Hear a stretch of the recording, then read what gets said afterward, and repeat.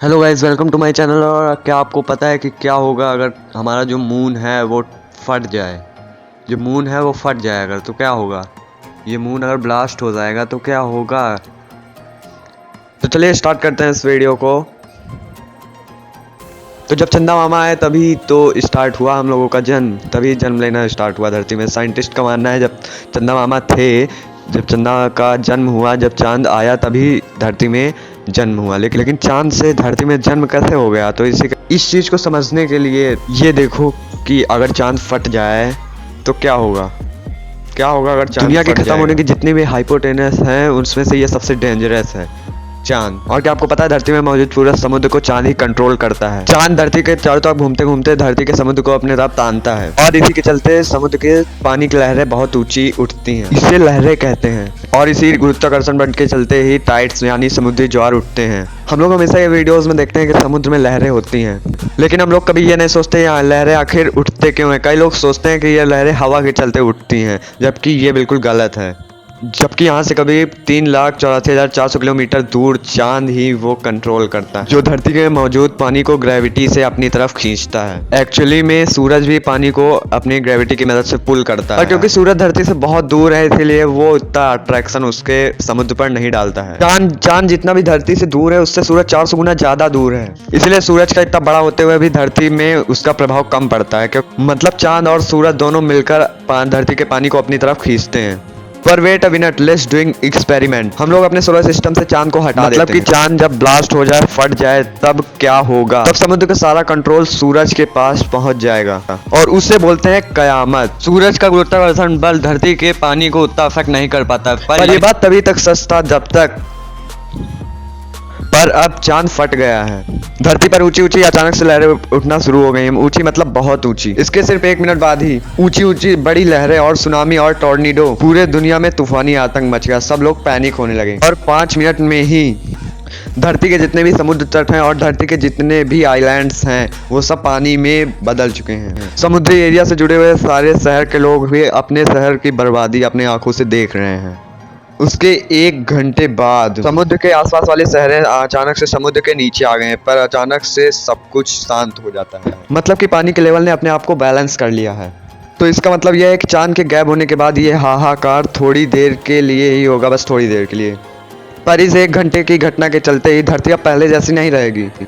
Guys 24 hour later रात में चांद दिखता था, जिस पर इंसान कभी ज्यादा ध्यान भी नहीं देता था। पर अब जब चांद जा चुका है, चांद है ही नहीं, तब लोग आसमान में चांद को ढूंढ रहे हैं। ये बोला जाता है ना कि जब कोई चीज चली जाती है ना सर, तभी हम उसकी वैल्यू फाइंड कर पाते हैं सर।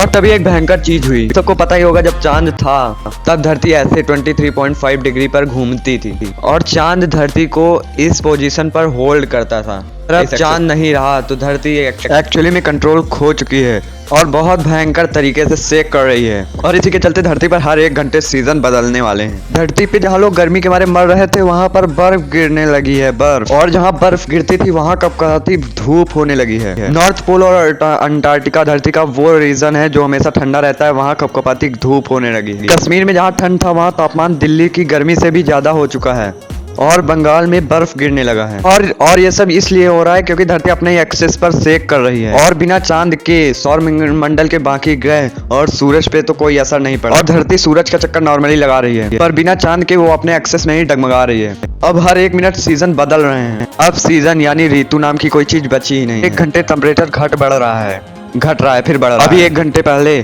तापमान 20 डिग्री सेल्सियस था, तो इसके आधे घंटे बाद तापमान 50 डिग्री सेल्सियस हो गया। और इस चीज के चलते धरती में हर 1 सेकंड कहीं ना कहीं भूकंप आ रहे हैं और इसी सेक के चलते धरती के जितने भी ज्वाला हैं वो एक्टिव हो चुके हैं। इस अजीब कंडीशन के चलते इसके 12 घंटे बाद अभी सुबह में टेम्परेचर 40 डिग्री था, वही रात में अचानक से टेम्परेचर 0 डिग्री सेल्सियस पर पहुंच चुका है। लोगों का फिल्टर का पानी, टैंक का पानी सब अब बर्फ में बदल चुका है।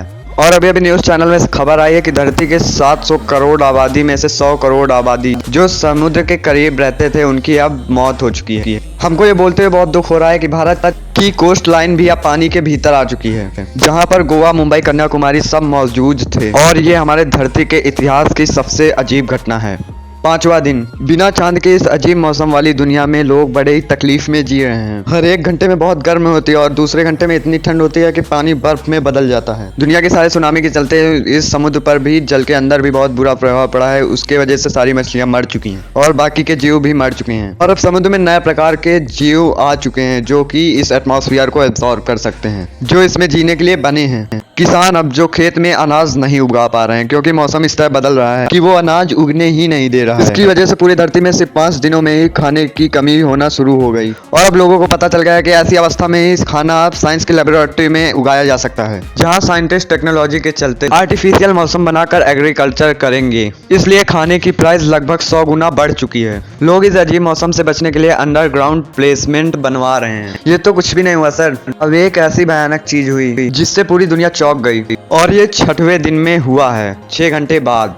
आपने बिल्कुल सही सुना, 8वां दिन तो हो गया है पर 5वें दिन के बाद सिर्फ 6 घंटे बाद 6वां दिन हो गया। मतलब अब डे सिर्फ 3 घंटे का हो रहा है और रात और 3 घंटे का। मतलब अब एक पूरा डे 24 घंटे का नहीं, सिर्फ 6 घंटे का हो रहा है। जब चांद था तब धरती के रोटेशनल स्पीड यानी घुमाव की स्पीड को चांद अपने गुरुत्वाकर्षण की मदद से कंट्रोल करता था। इसके चलते एक दिन 24 घंटे का होता था। पर अब जब चांद जा चुका है, चांद है ही नहीं, इसलिए धरती का रोटेशनल स्पीड वापस बढ़ चुका है। इसीलिए एक दिन बस 6 घंटे का हो चुका है। इन 5 दिनों में ही धरती की रोटेशनल स्पीड वापस बढ़ गई है। मतलब अब एक साल में 365 दिन नहीं बल्कि 1000 से ज्यादा भी दिन होंगे। सामान्य और अनपढ़ लोगों को समझ में नहीं आ रहा है कि ये क्या हुआ। 24 घंटे के अंदर अब 4 बार सूरज निकलता और डूबता है। धरती के सारे घड़ी अब कोई मतलब नहीं बना रहे हैं और साइंटिस्ट अब नई टाइम सिस्टम बनाने की कोशिश कर रहे हैं। और अब 1 महीने बाद, हाँ, पर ये हमारा हमेशा वाला 1 महीना नहीं और हमारा एक दिन यानी कि 24 घंटे इंटू 30 दिन यानी 720 घंटे वाला महीना नहीं,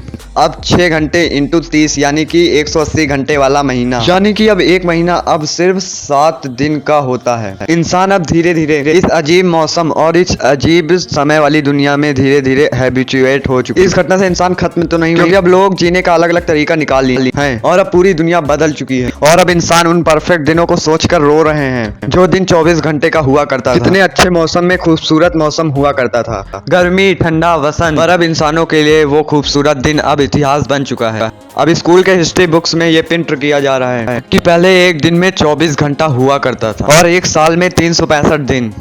अब ये पूरी कहानी से बाहर निकल जाओ। सिर्फ एक बार ये कहानी सुन के ही आप समझ सकते हो ये चांद हमारे लिए कितना जरूरी है। जिस तरह सूरज हमारे लिए जरूरी है, चांद ही धरती के लिए उतना ही महत्व रखता है। और अब एक हल्का सा स्माइल करो। और अब आपको मैं एक बहुत इंटरेस्टिंग सा फैक्ट बताना चाहूंगा। कई साइंटिस्ट यही मानते हैं कि बिल्कुल यही एग्जैक्ट घटना मंगल ग्रह के इतिहास के साथ है। बहुत सारे साइंटिस्ट को यही लगता है कि मंगल ग्रह का पहले एक बहुत बड़ा चांद होता था और मंगल पर जीवन भी था। पर एक मरता हुआ तारा जिसे सुपरनोवा कहते हैं, उससे एक गामा एनर्जी निकली जिसने एक मंगल के चांद को पूरी तरह से एक्सप्लोड कर दिया, जिससे मंगल डिसबैलेंस हो गया। सालों के अंतराल में वहां का कंडीशन इतना खराब हो गया कि वो रहने लायक नहीं रहा।